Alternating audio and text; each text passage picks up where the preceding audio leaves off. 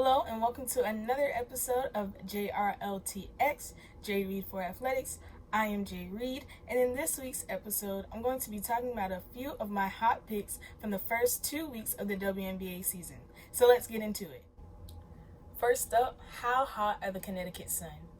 This team has come out playing very strong in the opening weeks of this season, and their star players are certainly living up to that label. If you watch a Connecticut Sun game, play after play, you will see players creating opportunities for their teammates left and right, and it is all as a result of ball movement. The Connecticut Sun ball movement is impeccable.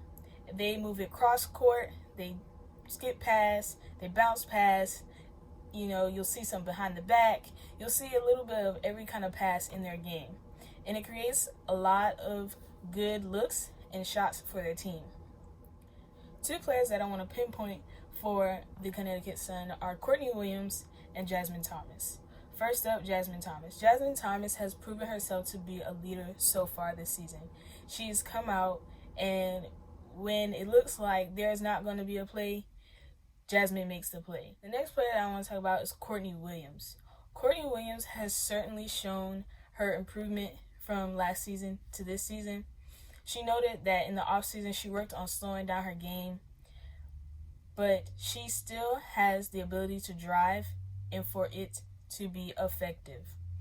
Not only can she drive, she can shoot, and it just adds so many layers to her game. She's not afraid to go inside. She's not afraid to shoot.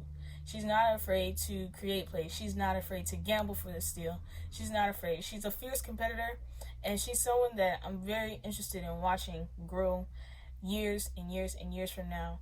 I really believe that Courtney Williams will be one of those legendary players that everyone remembers from the game. In this next segment, I want to pinpoint veteran Erica Wheeler. She has come out with good gameplay at the start of the season, and she looks very comfortable playing. She had a magnificent showing against the Sun on May 28th, where she scored 26 points, went 4 for 6 from the three-point line, and dished out 9 assists. She is a player that I am very interested in watching the numbers for this season. Her averages from season to season have not matched with the performance that she has given so far this season. So I feel like her season averages are going to be much higher and much greater because she's looking good and she's looking healthy on the court. The last segment of this video will just review current standings, even though it is early. It's never too early to look at standings. So for our top three, we have Connecticut, Minnesota, and Washington, 3 teams that have played exceptionally well. And in the games that they've won them all in different ways. So it'll be exciting to see how these teams continue to build on those wins. And then the bottom 3, we have Atlanta, Dallas, and New York. Dallas and New York both with no wins.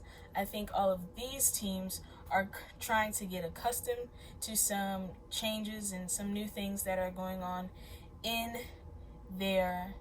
within their franchises, especially for Dallas.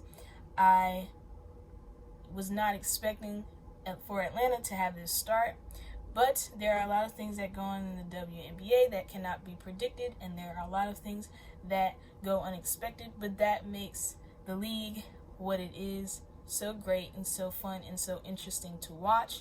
So we'll keep an eye out on all 12 teams, not just the top 3 or the bottom 3 throughout the season, to see how they continue to progress in 2019. So that is all for this episode of JRltx. I am J Read. See you next time.